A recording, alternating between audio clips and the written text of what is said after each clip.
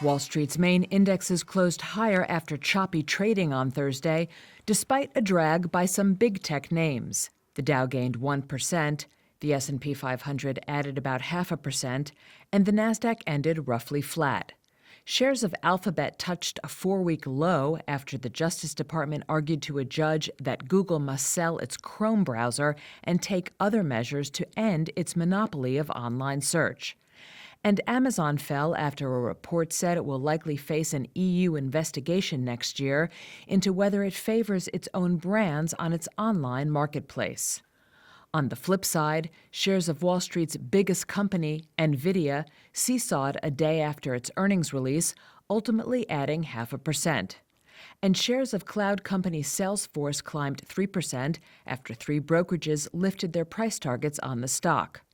On the data front, last week's jobless claims unexpectedly fell, suggesting a rebound in job growth in November. Investors will be closely monitoring commentary from Federal Reserve officials before the mid-December policy meeting.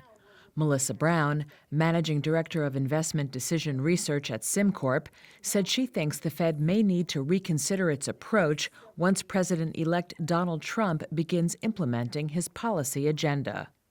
The concern is that policies that are inflationary, like tariffs, typically there's a lag between when the policy takes effect and when we actually see the inflation start to come out. We certainly saw that with COVID, for example. And so one concern is that if the Fed is absolutely going to wait till the data confirms the view that inflation is going to go up, they may have waited too long by then, and it will be tougher to actually bring the inflation down.